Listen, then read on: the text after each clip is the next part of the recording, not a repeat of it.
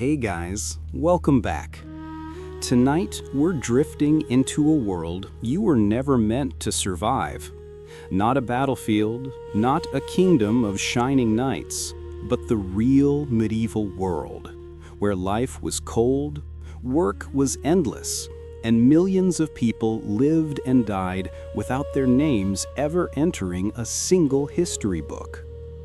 Tonight, we walk beside them.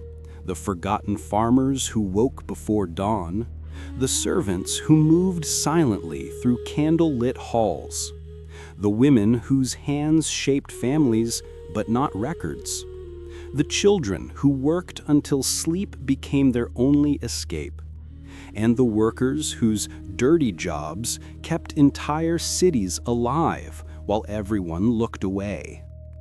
This is the version of the Middle Ages no storyteller celebrates. The quiet, aching human world beneath the crowns and castles. So before you get comfortable, take a gentle moment to like this video and subscribe, but only if these deep sleep history stories help you find peace, sleep better, or simply reflect on our shared journey through time.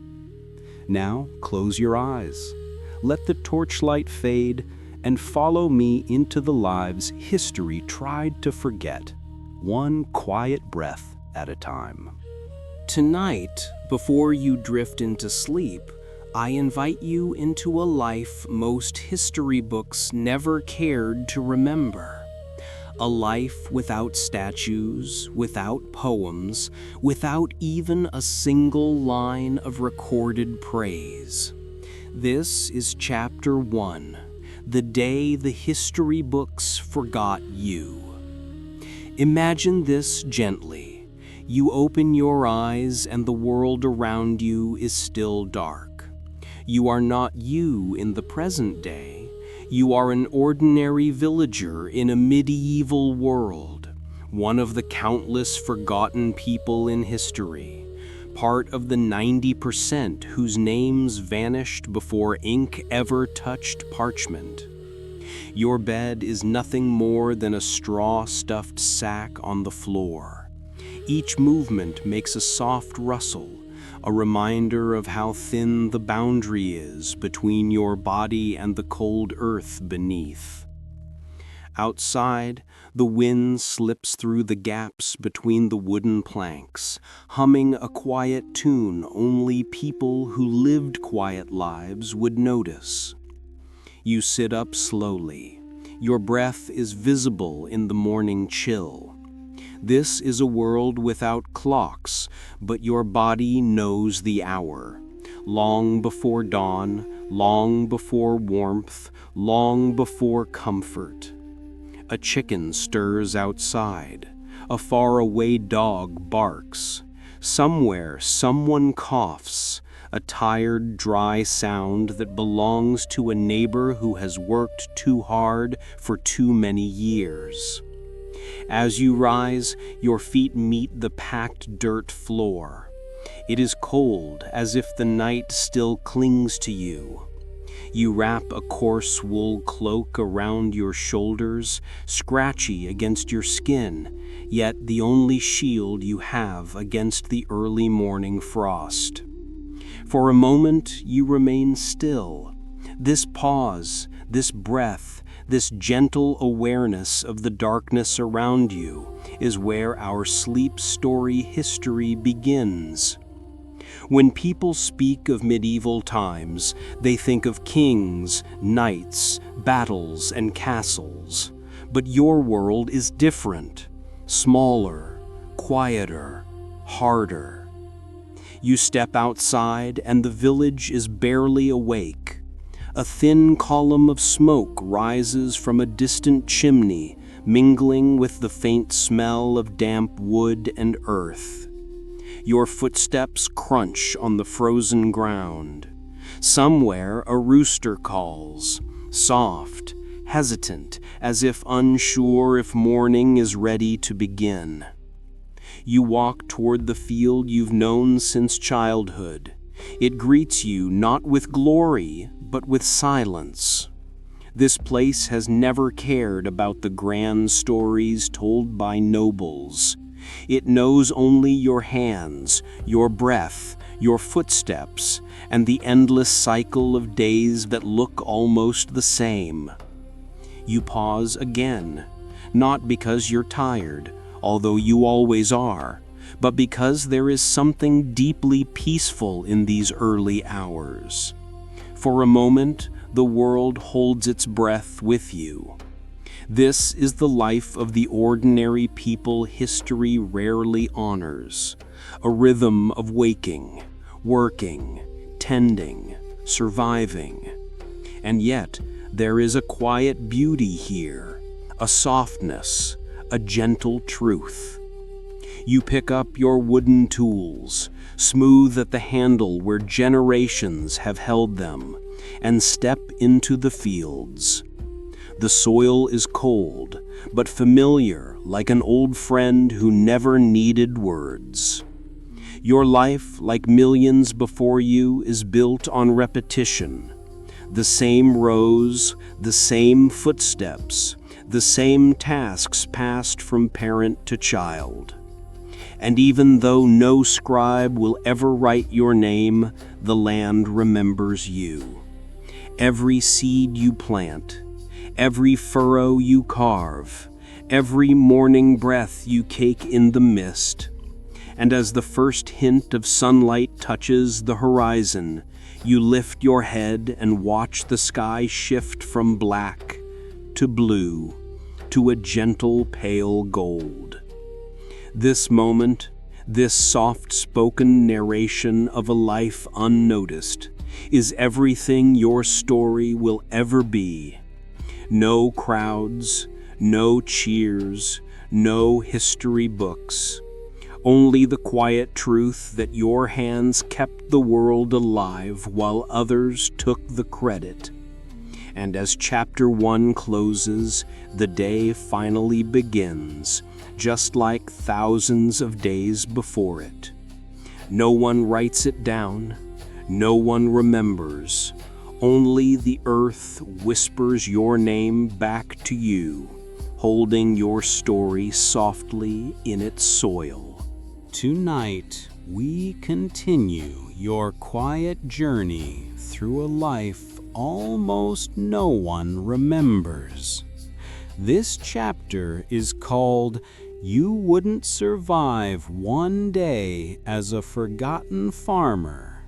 And before we begin, breathe slowly, because this is not the medieval world of knights and feasts.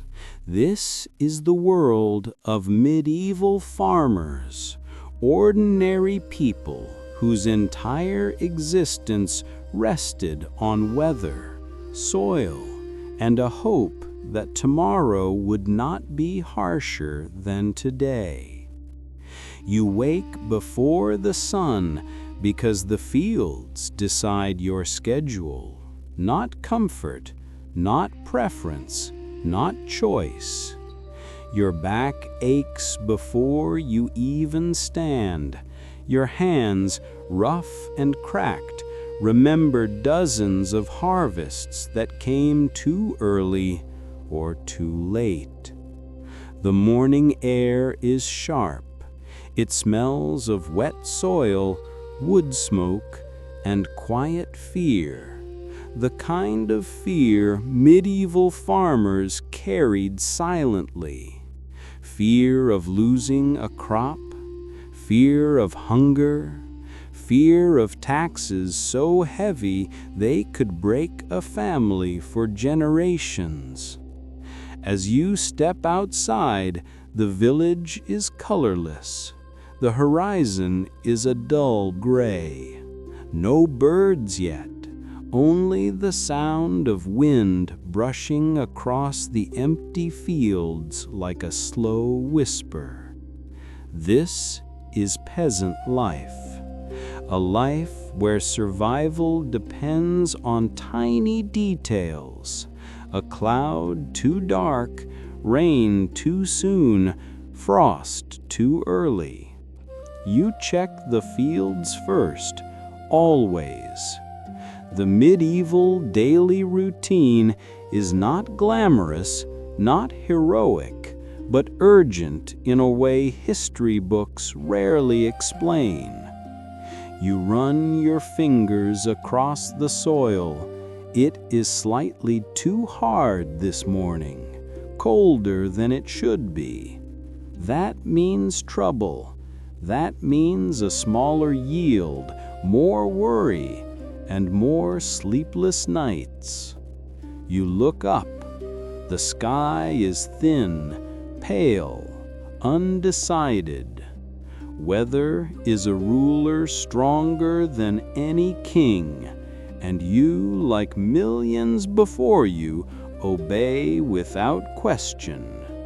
You whisper a small hope, nothing dramatic, just a wish that the wind stays gentle today. This is the kind of prayer medieval farmers made long before church bells. Your stomach growls, but you ignore it. Breakfast doesn't come until work does. Behind you, a wooden cart creaks in the breeze. You check the fences, the furrows, the edges of the field. Every corner of this land holds the memory of your footsteps. Every stone remembers the weight of your tools. This is farm work history, but not the version taught in schools. It is slow, repetitive, invisible. It is bending, lifting, watching, waiting, worrying. It is doing the same action hundreds of times so your family can eat bread that is still too hard and too dry. And yet there is a strange peace here, a calmness in the rhythm, a softness in the repetition. As you move through the field, the world feels simple in a way modern life never does. Nothing matters except the soil beneath you and the sky above you. And in that stillness, the day begins. And as you walk back toward your small home to gather your tools, you know, quietly, heavily, that this cycle will repeat again tomorrow, and the next day, and every day until the land decides otherwise. By midday, the sun hangs heavy above you, though it offers little warmth and even less comfort. You've already spent hours tending the fields, checking each furrow, each sprouting leaf, each fragile sign of hope, and yet the work is nowhere near done. This is peasant life, a world where time stretches like a long, unbroken line, measured not by clocks, but by the groaning rhythm of your own body. When hunger can no longer be ignored, you sit at the edge of the field with your simple meal, a piece of coarse black bread, so dense it could dull a knife, and a small cup of watery ale or tepid broth. Medieval farmers did not eat to feel full. They ate merely to continue moving. As you chew slowly, your jaw aches, your hands tremble from the morning's labor, and your thoughts drift like the dust in the wind. Around you, the fields shimmer with the quiet hum of insects, the low rustling of weeds, and the distant call of cattle wandering near the village fence. This land is everything to you, your taskmaster, your provider, your judge, and yet you own none of it. Every grain you sow belongs partly to the Lord, partly to the church, partly to taxes that rise like tides you cannot stop. This is the truth buried deep within farm work history. The majority of medieval farmers labored for harvests they would never truly enjoy. You finish your meal in minutes, not because you are in a hurry, but because resting too long makes the body stiff and the soul heavy. You stand, stretch your aching spine, and return to work with the slow, familiar determination etched into the lives of forgotten people. The medieval daily routine moves like a mantra, repeating itself with a strange, calming inevitability. Bend, lift, pull, breathe. Bend, lift, pull, breathe. You tend to the animals next, a cow that needs brushing, goats nudging for scraps, chickens scratching at the dirt. Each creature is a small universe of responsibility. Each failure is a threat to your fragile survival. Sweat slips down your temples, your shoulders burn. The sun begins to tilt westward, but the day is far from over. You repair the edges of the field, packing dry soil with your bare hands. You tighten the ropes around the hay bundles, tugging until your arms shake. You call the animals back toward their pens, guiding them with soft murmurs as your father once guided you. As the afternoon stretches on, a hollow tiredness begins to settle behind your ribs. Not the sharp exhaustion of a single hard day, but the slow, heavy understanding that this will happen again tomorrow, and the next day, and every day that follows. The world has forgotten the millions who lived exactly like this.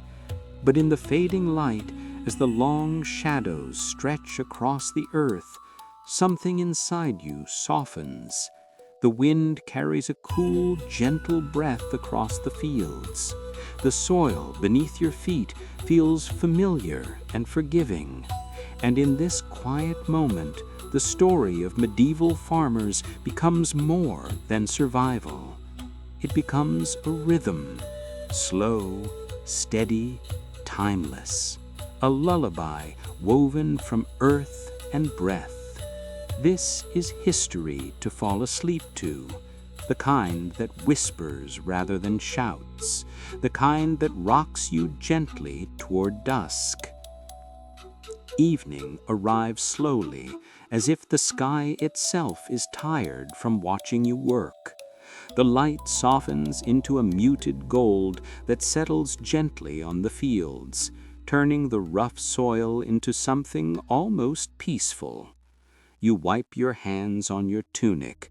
Though the dirt never fully leaves, it clings to you the way this life clings to every medieval farmer, quietly, inevitably. The animals must be tended again before night falls. You guide the cows into their enclosures, tightening the wooden latches worn down by generations of hands just like yours. A goat nudges your leg, impatient for one last handful of feed. Chickens flap clumsily toward their roosts, muttering in soft, restless sounds. Even this small routine is part of the medieval daily routine, the rhythm that has shaped peasant life for centuries. Your joints ache as you bend to refill the water trough, and when you straighten, a sharp twinge shoots up your spine, reminding you once more that the human body was never designed for endless labor. But there is no complaint, no pause. You simply continue, because that is what farm work history has always demanded. As the last chores finish, the evening air cools enough to make you shiver. You step outside the barn and watch as the sun sinks behind the distant hills. For a moment, everything is still. The wind holds its breath, The animals quiet down, and the world feels suspended in a rare, fragile silence. You realize, perhaps without words, that no historian will ever write about this moment. No record will mention the way the fading light touched your face, or how the air smelled of hay and dusk. The forgotten farmers of history lived entire lifetimes in these unrecorded silences. You head back to your small home, feet dragging slightly now. Inside, your evening meal waits, if it can be called a meal. A bowl of thin porridge, maybe a scrap of salted meat if the week has been kind. It is not enough to erase the day's exhaustion, but enough to keep you alive for the next sunrise. Medieval farmers did not dream of feasts. They dreamt only of surviving winter. As you eat, you listen to the fire crackle softly, the gentle soundtrack of medieval nights. Shadows dance across the walls, long and thin, like silent memories. Your body grows heavy, sinking into a weariness that is deeper than tired muscles. It is the weariness of a life carried without recognition. When the bowl is empty, you lie down on your straw-stuffed bedding.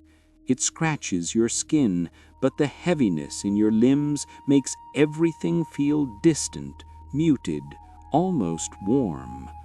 Outside, night settles across the village. A dog barks once. A crow calls from a rooftop. Then the world drifts into a dark stillness. As your eyes close, you understand something simple, something ancient. You sleep, but the fields do not. The soil continues its quiet, eternal work beneath the moonlight. Seeds swell, roots deepen. Dew gathers on the leaves you touched hours earlier. And tomorrow, when the sun rises pale and shy, you will rise again with it, repeating the same ancient rhythm shared by countless forgotten people. This is history to fall asleep to, soft, steady, endless. A life without glory, a life without records, a life held together by breath, soil, and silence. And as the darkness folds around you, the final truth of the medieval world whispers gently in your ear. You sleep, but the land never does. Inside the great house, the air feels different, warmer, scented with beeswax polish and fading embers from last night's fire. But even here, comfort does not belong to you. You are a medieval servant, a quiet figure moving through hallways before anyone else stirs. Beyond these stone walls lies the world of fields and weather and toil. But in here exists another kind of labor, softer to the eyes but just as heavy on the bones. Servant life begins long before dawn. You wake in a narrow cot in the attic, a place with low beams where even your breath feels too loud. The house is silent now, but silence does not mean rest. It means you must move with even more care. You light a small lantern, shielding the flame with your hand, because the slightest flicker can wake the wrong person. Down the stairs you go, step by creaking step, into the heart of the household. Your first duty is the fire. Every medieval servant knows this ritual. You kneel by the cold hearth, coaxing the embers back to life, feeding them slivers of wood until the first whisper of warmth breathes across the floor again. This warmth is not for you. It is for the masters who will descend hours later, unaware of how many hands have already worked to soften their mourning. Quiet storytelling begins here, in these hidden tasks no chronicle ever records. You fetch buckets of water drawn from a well that stings your fingers with its icy bite. You heat some of it, filling basins so the family may wash in comfort. You open shutters to let in the gray, sleepy dawn. You shake out rugs, sweep dust, polish brass. The house slowly awakens because you awaken it. Domestic service history is built on such invisible beginnings. The work is endless, but it moves like a soft ritual. Pick up, fold, wipe, carry, breathe. Actions so familiar they almost become a lullaby for the body. Yet beneath this rhythm lies something fragile and unspoken. The feeling of being seen without ever being acknowledged. In the grand rooms, you must walk with your eyes lowered, voice kept soft, footsteps quiet enough to disappear. Life below stairs means you are always present, always necessary, and yet always just out of sight, like a shadow that never earns a name. While preparing breakfast trays, you inhale the warm scent of fresh bread, butter, herbs sizzling over the kitchen fire. Foods you will not taste until long after they've eaten. You eat last, and only what remains. A servant's hunger is a companion you learn not to mention. As the masters rise, the house fills with footsteps, voices, and demands that travel from room to room like restless birds. You slip between tasks, never rushing, yet never slowing, moving with a practiced grace that no one ever teaches you. You learn it by necessity, by survival, by the quiet understanding that your place is to ease the weight of others, even when your own shoulders ache. And through it all, you remain invisible. The morning passes without applause, without thanks, without acknowledgement, and yet every polished cup and folded sheet bears the imprint of your hands. In this world, your existence is woven into the spaces between the lives of others, present, essential, and quietly forgotten.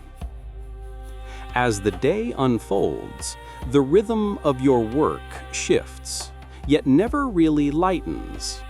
The great house is fully awake now, its halls filled with footsteps that echo like distant marches, voices layering over one another, and the faint clatter of luxury, silver cups, embroidered fabrics, polished boots, all things you handle carefully, but will never own. You move through rooms with the practiced invisibility of a medieval servant, gliding like a shadow along the walls, always noticing what others overlook. Crumbs beneath a chair, soot gathering near the hearth, a wrinkle in the master's cloak that must be smoothed before anyone sees it. Servant life is made of these tiny details, small enough for the world to forget, but important enough that missing one could define your entire day. Mid-morning brings a new set of tasks. Laundry, for instance, is not the gentle hum of a machine, but the heavy, rhythmic slap of wet cloth against stone. your arms trembling from the weight of linens soaked in cold water.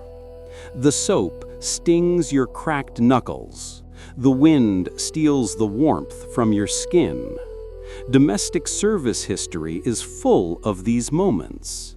Tasks that look simple from afar, but erode the body slowly, quietly, the way water smooths a stone.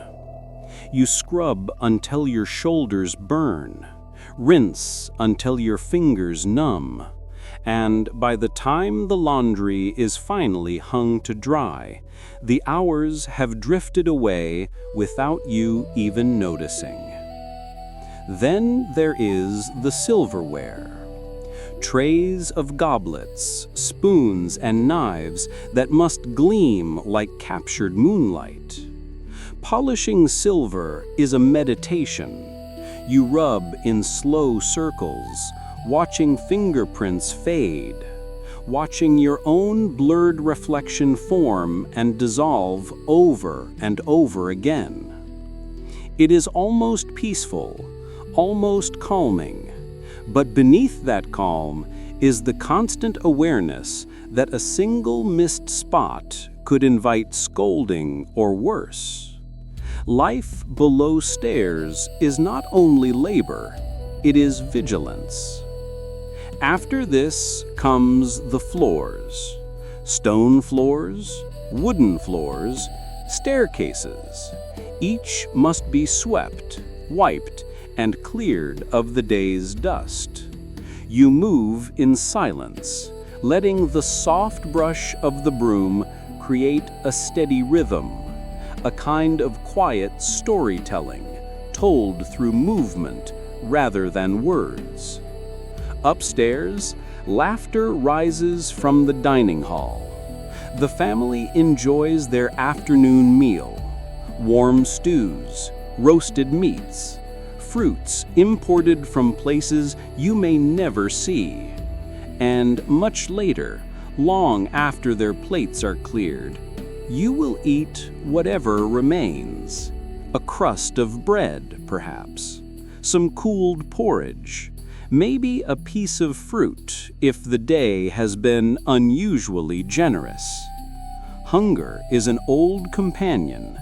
You recognize its voice and know how to quiet it without ever truly silencing it.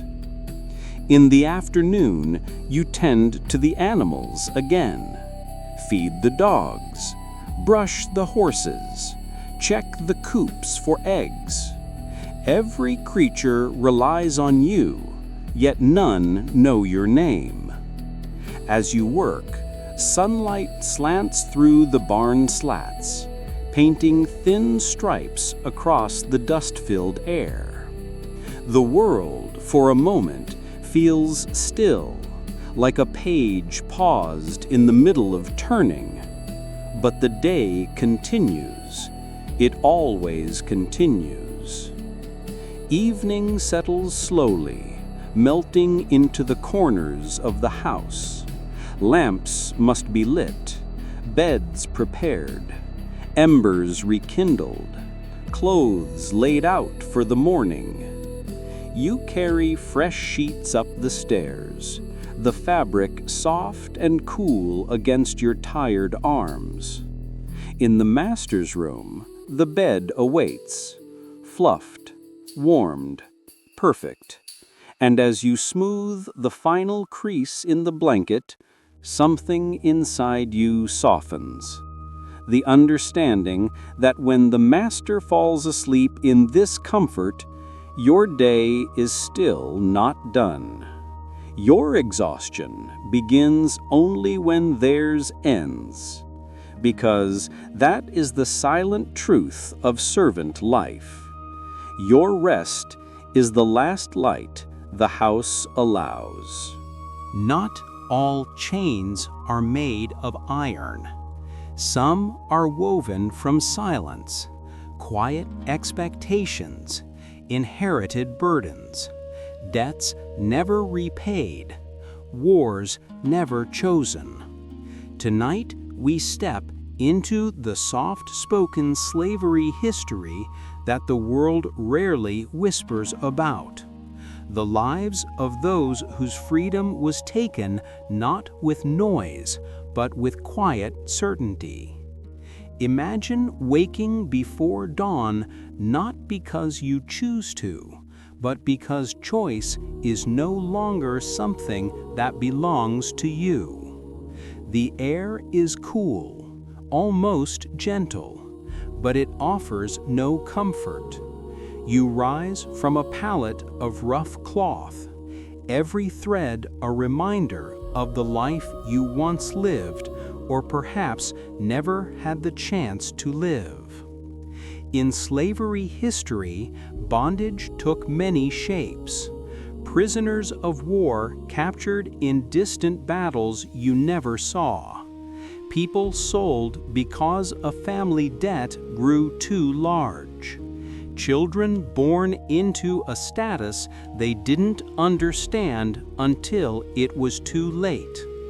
You are one of them now, a forgotten slave, part of the millions whose names history remembers only as numbers, never as stories. The day begins with labor. There is work in the fields, your hands sinking into the soil not as a farmer shaping his own survival, but as someone shaping someone else's wealth. There is work in the mines, where the earth feels heavy above you, pressing down with a quiet warning. There is work in the workshops, your fingers moving with rote precision over tasks repeated so many times the motions feel older than you. There is work inside the house, where you step softly across polished floors, always aware that every sound you make belongs to someone else. Yet beneath the rhythm of your labor, there is an inner world only you can hear. You remember things you no longer speak about. The smell of your village after rain. The laughter of a sibling you have not seen since you were taken. The warm color of a doorway you once passed through every morning. These memories come to you like birds, sometimes landing softly in your mind, sometimes flying away before you can hold them. They do not free you, but they remind you that you were once more than this. As the sun climbs, your body learns to move without hesitation. The daily life of slaves is a long, unbroken thread of effort, lifting, carrying, tending, waiting, each motion repeated until the muscles know them better than thought. You do not ask for rest because there is no rest to ask for. You do not ask for fairness because fairness is a language that was never written for you. And yet, even within this life, there is a small spark that history often forgets. A moment of breath, a moment of remembering, a moment when you look up and catch a tiny square of sky between beams, clouds drifting like slow ships across a freedom you cannot touch. It is not hope exactly.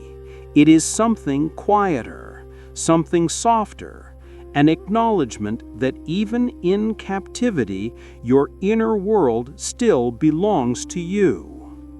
When the evening comes, you return to the small sleeping space assigned to you. Your limbs ache with a deep, slow heaviness, the kind of exhaustion that sinks past the muscles and into the years. As you lie back, you trace the memories again, not in words, but in feelings. The warmth of a mother's hand, the echo of a childhood song, the shape of a home you may never see again. No historian will record these thoughts. No chronicler will write your name. But your story exists, hidden, quiet, alive, in the space between your heartbeat and the silence around you. As the day stretches toward its quiet end, the work does not truly slow. It merely changes shape.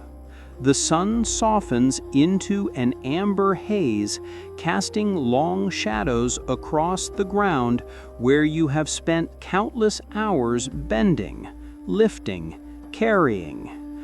The world looks peaceful in this light, almost gentle. Yet peacefulness is not something you are allowed to claim. You continue working because stopping is not a choice given to forgotten slaves. You gather tools, sweep dust from the workshop floor, or guide the final animals into their pens, each task blending into the next with a rhythm so steady it almost becomes a second heartbeat. This is soft-spoken slavery history, the soundless endurance of millions whose lives unfolded beyond the edges of written chronicles. When the labor finally pauses, it is not rest, it is simply the space between duties. You sit on a low step outside where the dirt is cool under your feet. For a moment, you let your hands fall into your lap, palms open, fingers aching from the day's weight. The sky above you begins to dim, the first stars pricking through the twilight, tiny and fragile like memories you've tried not to lose. You were not always here, you remind yourself. You had a village once, or a family, or a home whose scent you can almost recall. Baked bread, warm smoke, river water on sunlit stones. These images float in and out of reach, like shapes beneath a lake's rippling surface. Slavery history often records systems, laws, and numbers, but not the quiet moments when a person tries to remember the face of someone they loved. Around you, other laborers move slowly, their silhouettes softened by dusk. No one speaks loudly. The day has taken too much energy for words. Instead, there is a sort of shared silence, an understanding that each person is carrying a weight no one else can see. The daily life of slaves is built from these hidden burdens. None of you own your time. None of you own your future. Yet each of you owns a private universe of memories and small dreams you repeat to yourself like a mantra. Some dream of walking back through the gates of a childhood home. Some dream of hearing their mother's voice again. Some dream simply of a night without fear. These dreams are like grains of warmth held in a tightly closed hand, tiny but enough to survive one more sunrise. When the overseers leave and the final orders fade into the evening air, you make your way to the small sleeping quarters assigned to you. It may be a shared hut, or a corner of a barn, or a cramped space beside a workshop wall. You lower yourself on a thin mat or a pile of straw, feeling the day's exhaustion seep into your bones like slow-moving water. The air inside is warm and smells of earth, sweat, and faint traces of wood shavings. You close your eyes because there is nothing else to do, nothing else permitted. In the darkness behind your eyelids, Old memories drift back, not fully formed, but soft impressions. A childhood song carried by wind. A field of tall grass swaying in the afternoon.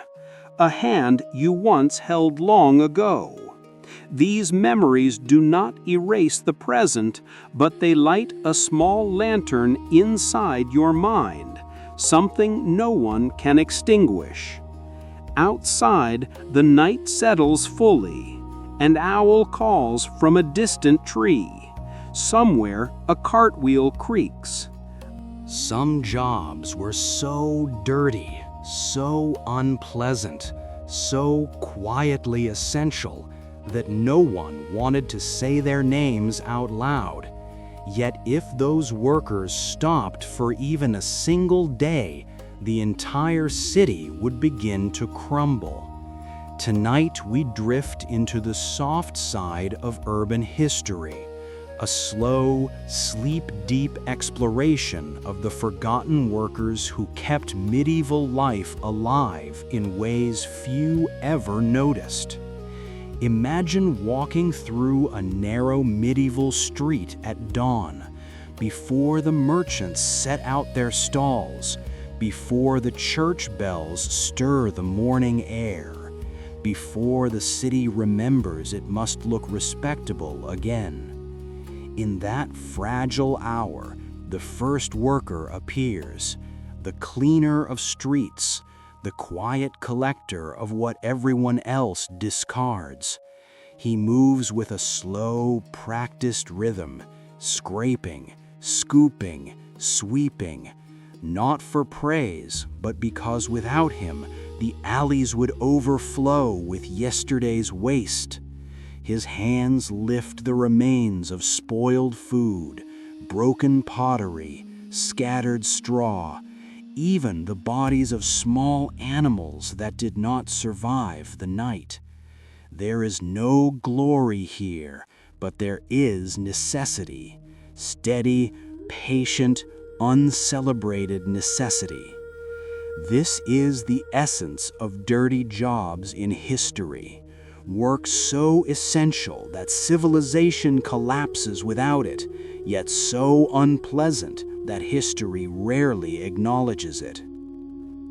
By mid-morning, another figure takes the stage, though she has already been awake for hours: the water carrier.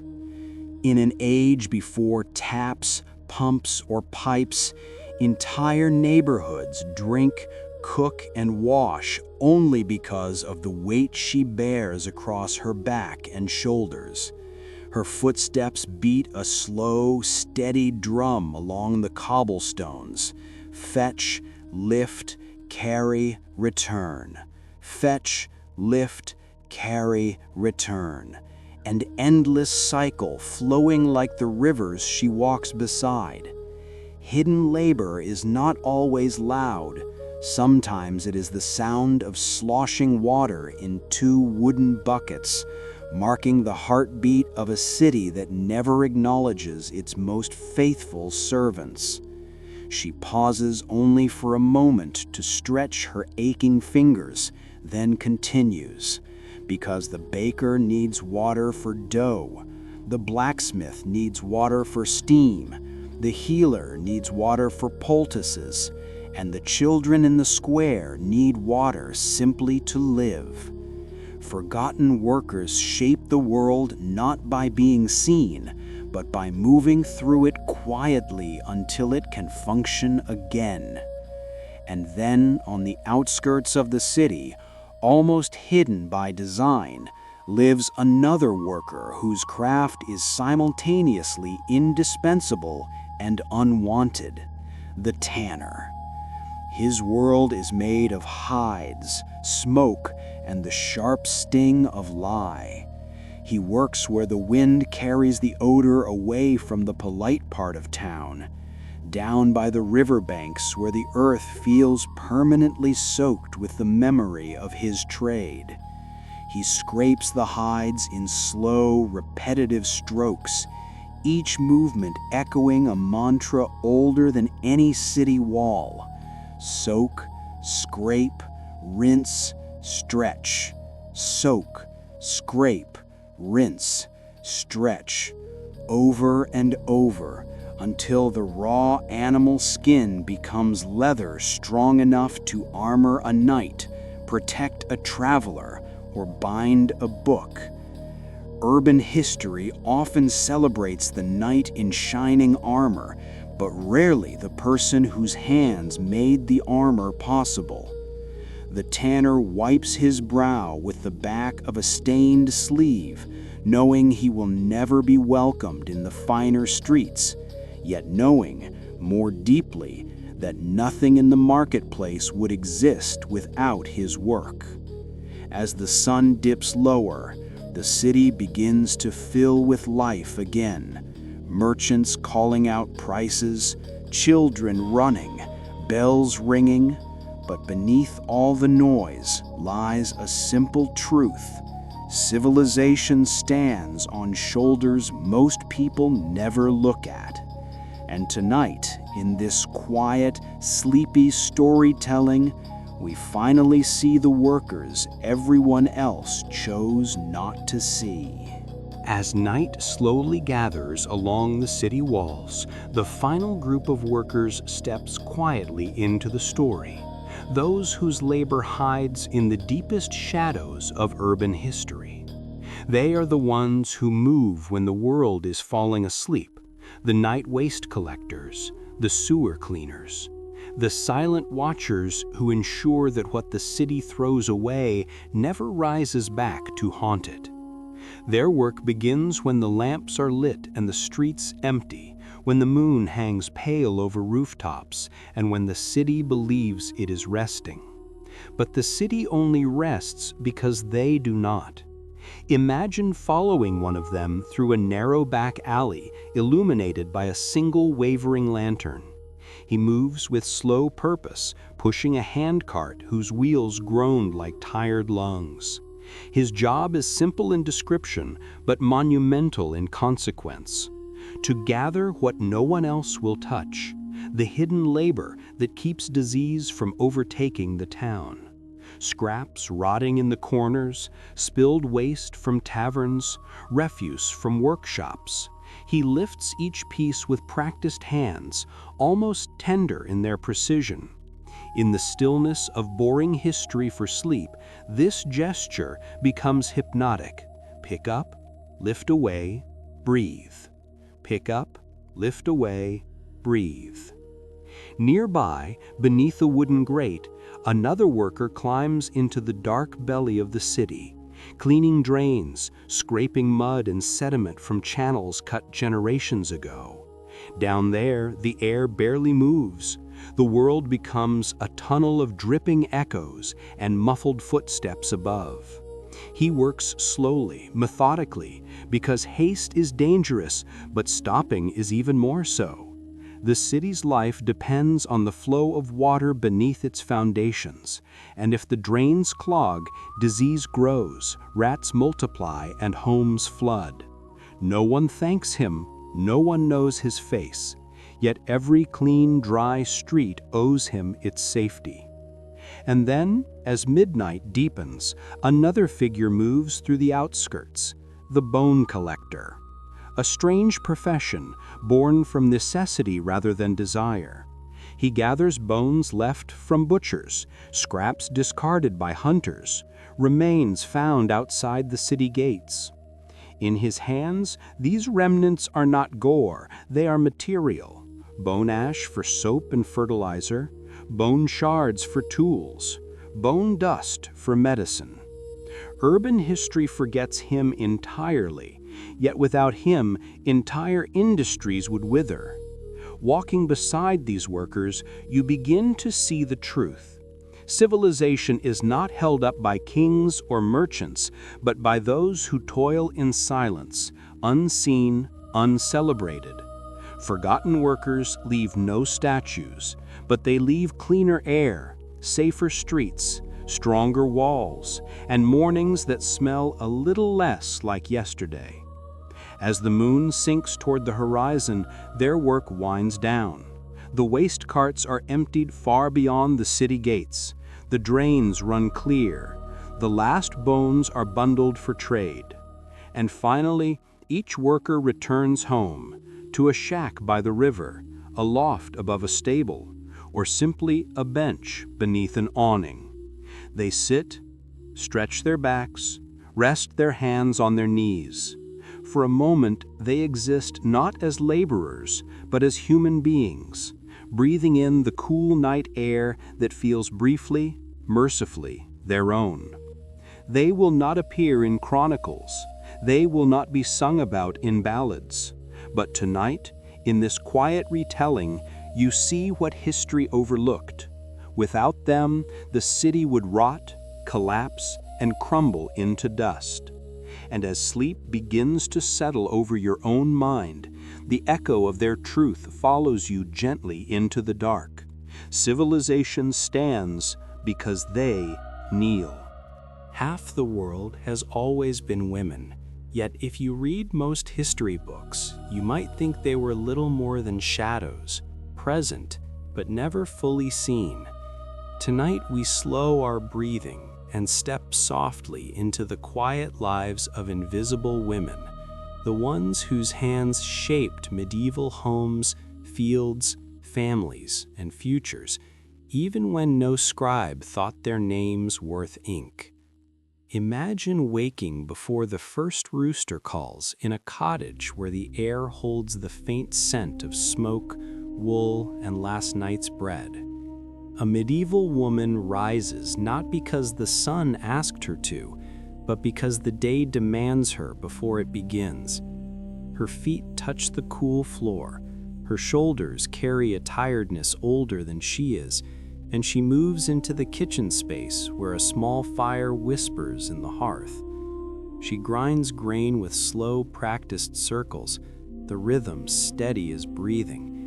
She stirs a pot before the light has even touched the fields, her motions quiet, her presence essential. Around her, children shift in their sleep, her husband prepares tools for the fields, and she is already balancing 20 tasks no one wrote down. This is medieval women daily life, a constant weaving of effort, love, duty, and endurance. When the sun lifts over the horizon, she steps into the yard with a basket on her hip, feeding chickens, checking herbs she planted last spring, gathering linen that dried overnight in the breeze. She does not move quickly. She moves continuously, like a river that has forgotten how to stop. Then she joins her husband in the fields, not as a helper, but as a partner whose labor equals his in every way, even though history rarely admits it. Together they hoe the soil, check the wheat, listen to the wind that threatens rain or drought. And when she pauses, it is not to rest, but to adjust her scarf or push a strand of hair from her eyes. Forgotten women carried the weight of entire households without complaint, not because they lacked pain, but because life never asked if they had the strength, only if they would continue. At midday, she returns home to prepare a small meal, coarse bread, broth, a handful of herbs she knows how to use for both flavor and healing. She learned these remedies from her mother, who learned them from hers, an unbroken chain of soft-spoken women whose knowledge kept villages alive long before doctors became common. Yet none of their names appear in records.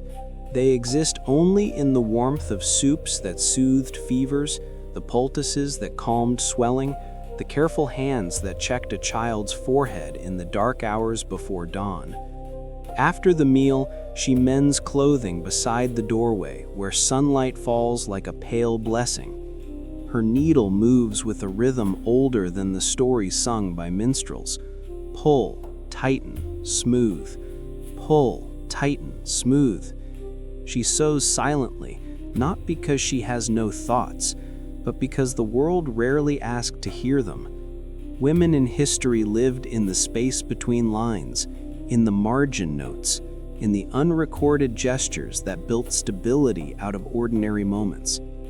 When evening approaches, she checks her herbs again, tying small bundles for drying, whispering quiet hopes that her family will stay healthy through the coming winter. She prepares the bedding, soothes a crying child, warms water for washing, and listens to her husband recount the day's events, even though she lived all of it beside him. And when the household finally quiets, she sits for the first time, not to rest, but to breathe, to remember herself, to touch the world inside her mind that no historian will ever explore. She is not written in the chronicles, but her presence fills every stone, every field, every memory of the land. In the silence of this soft-spoken women history, she finally becomes visible. As night settles over the village, the work of women does not end. It simply shifts into a quieter shape, one that history almost never bothers to notice. When the fields darken and the last embers of the cooking fire fade into a soft orange glow, she begins another chapter of her day, a chapter written not with grand events, but with the gentle weight of responsibility. In the dim light of her cottage, she tidies the space where her children sleep, smoothing blankets with a tenderness no chronicler ever thought to describe. She checks the herbs steeping by the hearth, listening to the faint hiss of steam, hoping the infusion will ease tomorrow's aches or soothe a neighbor's cough. Medieval women daily life was never divided into work and rest. It was one continuous thread of tending, watching, preparing, and holding everything together, even when her own strength wore thin. Outside, the village softens into silence, but inside her mind, the list of tasks remains bright and sharp. There is wool to card for winter weaving, linens to fold, a torn satchel to repair, the memory of an upcoming festival meal to plan. And though she does not speak her thoughts out loud, every gesture reveals them. The way she kneels to warm leftover broth, the way she hums an old lullaby as she stirs it, the way her hands linger on the wooden table as if grounding herself for the next small moment of care. History often paints women in muted tones, but in truth their days were rich with countless decisions, choices, and quiet leadership that shaped the life of every home. Meanwhile, outside her cottage, another kind of forgotten woman moves through the twilight, the market vendor. She has spent the day selling thread, cloth scraps, vegetables, or small crafts formed by hands roughened from years of work. She returns home late, earnings tucked into a small cloth pouch beneath her sleeve, a pouch she sews herself, hidden from strangers' eyes. She manages accounts silently, counting coins by touch, budgeting for the next season, remembering which neighbor still owes her a few coppers. Invisible women kept households afloat with mathematics no scholar ever wrote down. Behind closed doors, another woman tends a loom, her feet working the pedals in steady rhythm, her fingers guiding threads into patterns that will warm strangers for years. The tapestry grows slowly, row by row, like a quiet chronicle of her life, worries woven beside hopes, moments of exhaustion beside flickers of pride.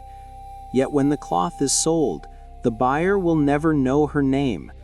Forgotten women leave their legacy not through signatures, but through the durability of the things they created. Garments lasting through seasons, blankets wrapped around newborns, sacks carrying grain through hard winters.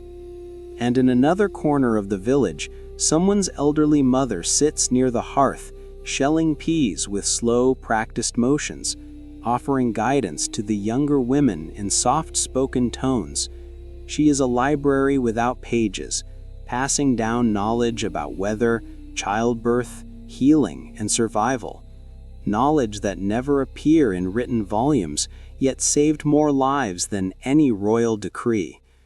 As the moon rises, women across the village share one universal truth: their hands build the world in ways too ordinary for history to record. When the house finally quiets, she lies beside her children, her breath deepening as fatigue settles through her limbs. She thinks for just a moment about the hundreds of women before her who lived the same rhythm, caring, tending, stitching themselves into the continuity of life without expecting recognition. Women in history often vanish from the page, but their presence is felt in every roof repaired, every bluff baked, every child grown strong enough to see the next season. And tonight, in this soft-spoken women history, she finally rests, with the quiet certainty that although her name may fade on paper, her touch remains on every bowl, every beam, every heartbeat of the home she kept alive. Childhood as we imagine it today, with toys, school lessons, small worries, and gentle afternoons, simply did not exist for millions of children in history. Tonight, we drift into the quiet spaces of child labor history, where young shoulders carried loads far heavier than their years, and where the idea of innocence was replaced by responsibility before they even learned how to spell the word. Imagine a boy no older than 7 standing in a field at dawn, a crooked staff in his hand, watching over sheep that wander like drifting clouds across the grass. His eyelids blink slowly, too slowly, the weight of sleep tugging them down as the morning fog curls around his legs. The breeze is cool, almost kind, brushing against his cheeks as if reminding him to stay awake. He tries, he truly does, but his head nods forward, then jerks back up in a motion so familiar it feels like part of his breathing. Working children learned early that even a moment of sleep could cost a missing animal or a scolding that stung more than the cold. And yet, he dreams while standing, half-asleep worlds where he is running freely, laughing loudly, or simply lying in soft grass without needing to listen for danger. His childhood in history isn't measured in playtime, it is measured in wool gathered, animals counted, storms avoided. Further south, another child, perhaps a girl of 8, tends cattle on a slope overlooking a valley. She taps a stick lightly on a stubborn cow's flank, humming a tiny song her mother used to sing while grinding wheat. Her feet are bare, her dress patched, her hair tied loosely to keep it out of her eyes. She doesn't mind the work, not entirely. What she minds is the tiredness that always arrives before the sun reaches its peak, the kind that settles behind her eyes like a soft, persistent weight. Working children knew this feeling well, the kind of fatigue that doesn't hurt but seeps into the bones slowly, like cool water through cracks in stone. When the wind blows across the valley, carrying the smell of wildflowers and distant hearth smoke, she almost forgets she is working at all.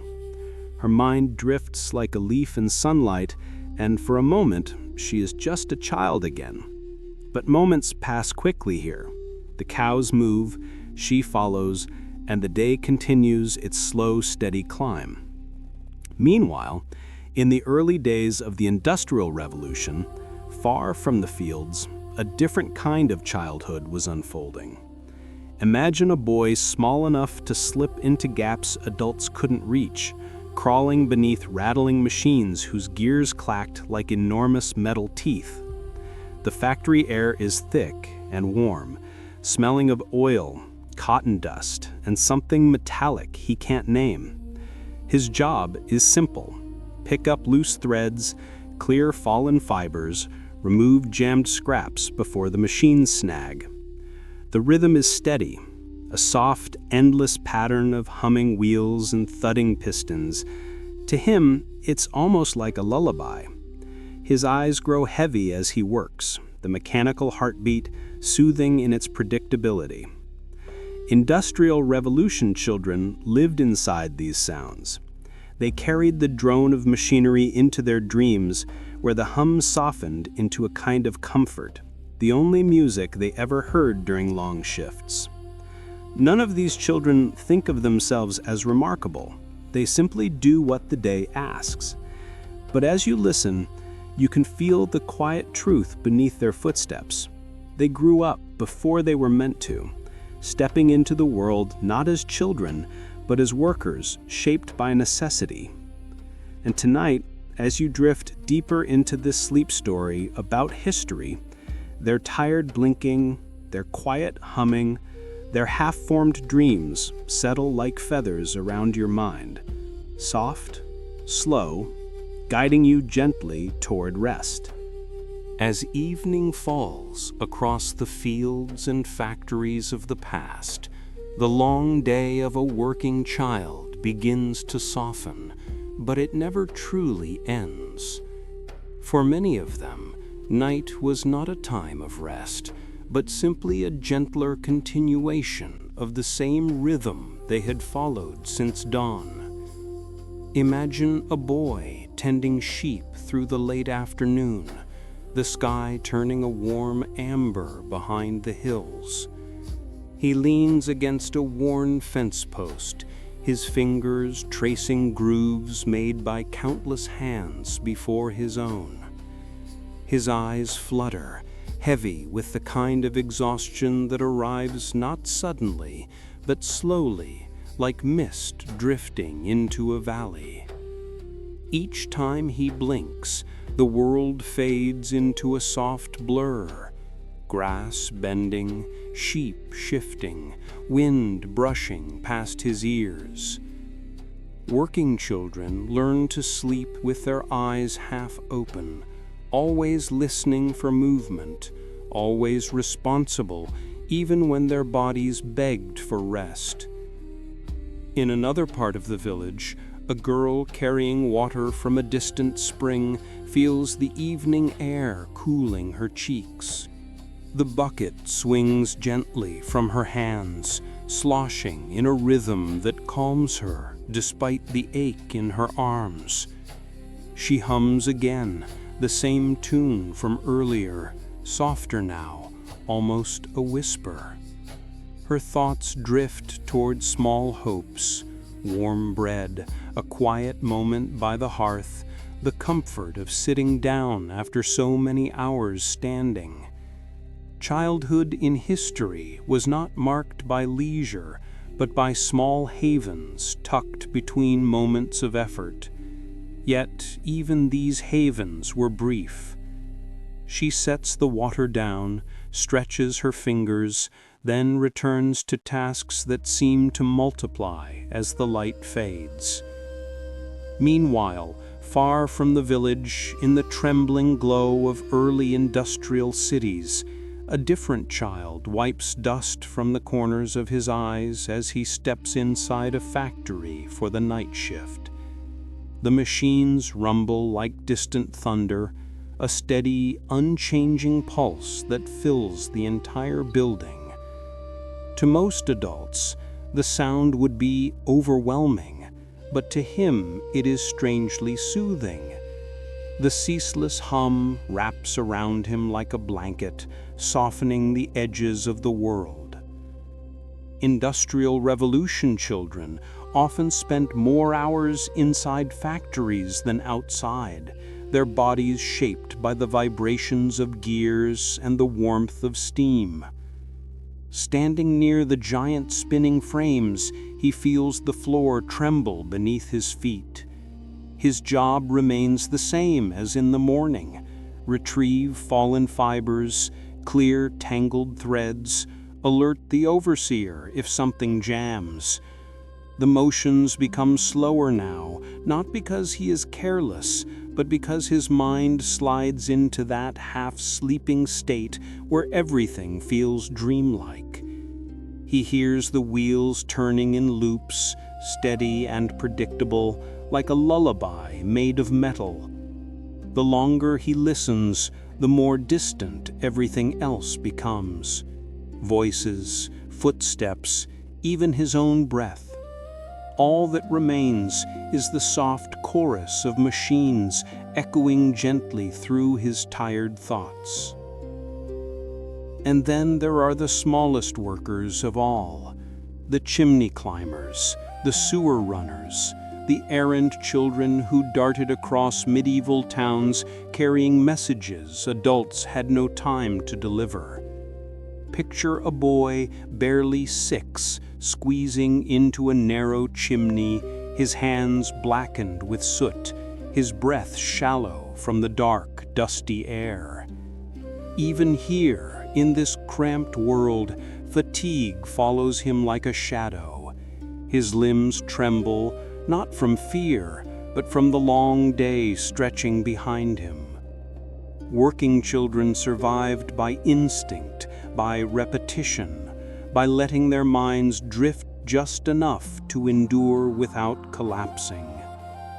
As night deepens, each child finds a place to lie down. Sometimes a straw mat, sometimes a patch of grass, sometimes the corner of a workshop where the tools have fallen silent.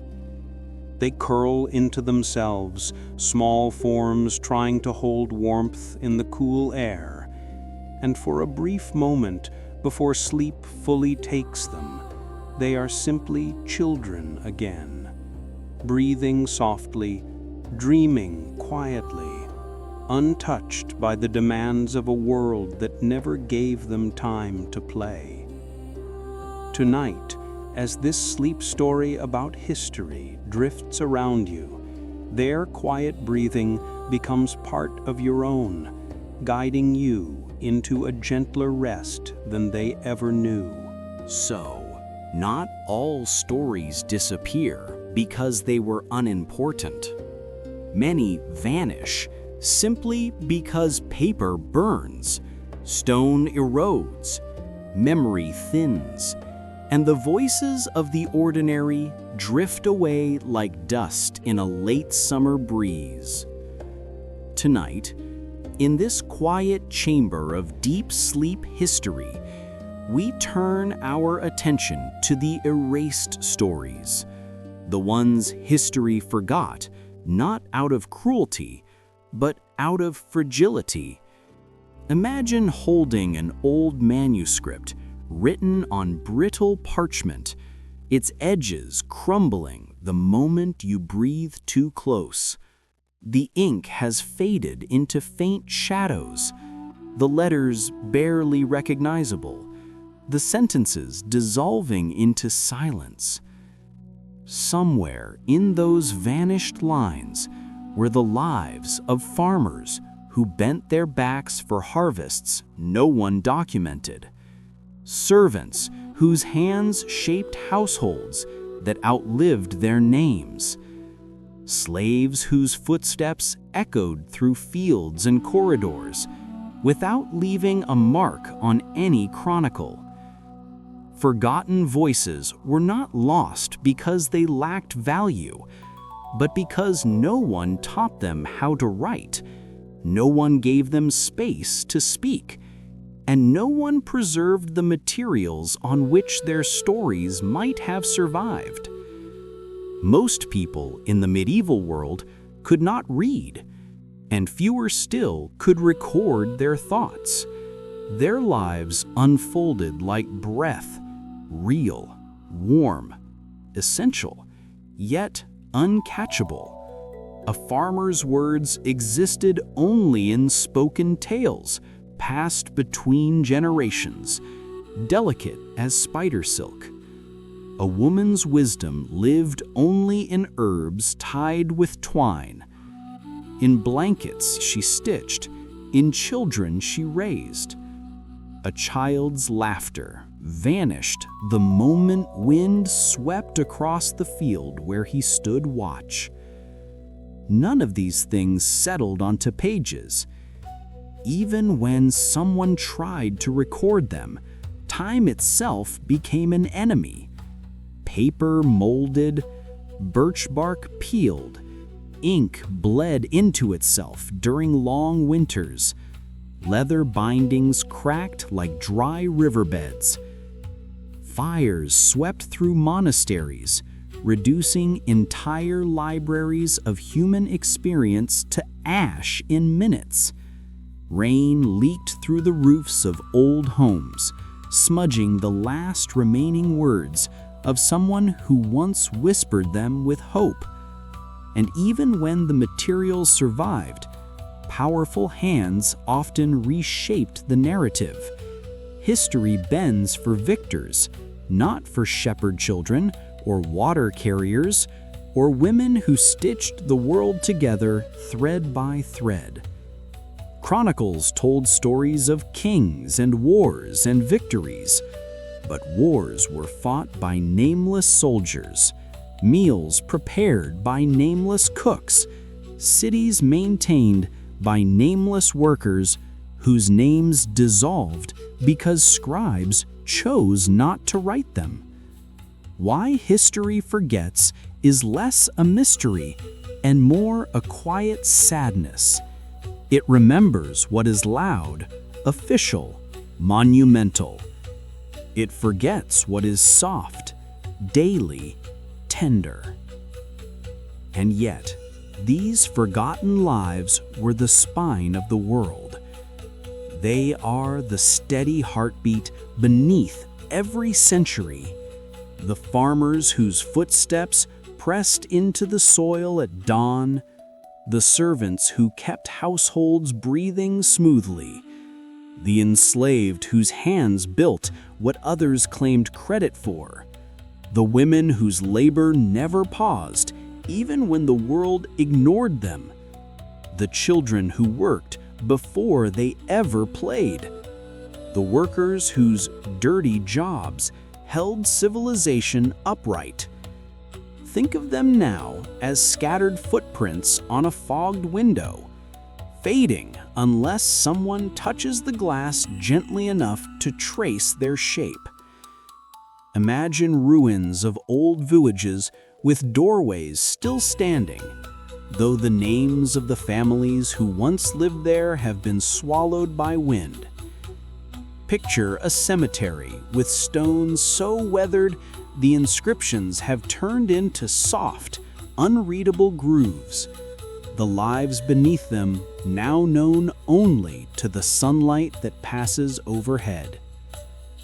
Picture loose pages drifting through an abandoned monastery, the script washed away, but the faint smell of ink still clinging to the fibers. These are the landscapes of lost history. Not tragic, not dramatic, simply quiet, soft, human. And tonight, as you lie here, sinking deeper into stillness, you are hearing these voices again. Voices carried by centuries of silence, returning not through records, but through imagination. They do not ask for monuments. They ask only to be remembered, in a whisper. So as your breathing slows and your mind drifts toward sleep, let their footsteps become the lullaby of this night. Let the rustle of forgotten pages, the murmur of vanished villages, the soft echo of erased stories lull you gently. Drift with them, slowly, as they finally rise, not as names in a book, but as presences in your quiet dreaming. And when sleep takes you, let it take you the way history lost them, softly, quietly, like a candle dimming in a peaceful room. And now, as the final echoes of these lost lives fade into the soft dark around you, let your breath slow just a little more. Tonight, You have walked beside those whom history forgot, the farmers who shaped the soil, the servants who kept houses breathing, the women who stitched families together, the children who worked instead of dreaming, the slaves whose strength carried whole empires, the workers whose dirty jobs held civilization upright. None of them wrote books, none carved their names into stone, and yet, without them, the world you know would never have existed.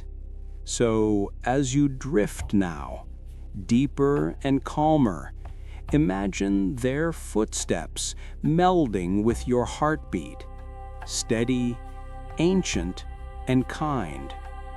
Imagine their quiet stories settling over you like a warm blanket. Imagine their forgotten voices rising for one soft moment, just long enough to say, "We were here." Let the darkness close gently around you. Let your body grow heavy, safe, unhurried. And when sleep finally arrives, let it take you the way time once carried them, slowly, quietly, like a candle dimming in a peaceful room. Good night, traveler of forgotten worlds. May your dreams be soft, and may the past rest easy beside you.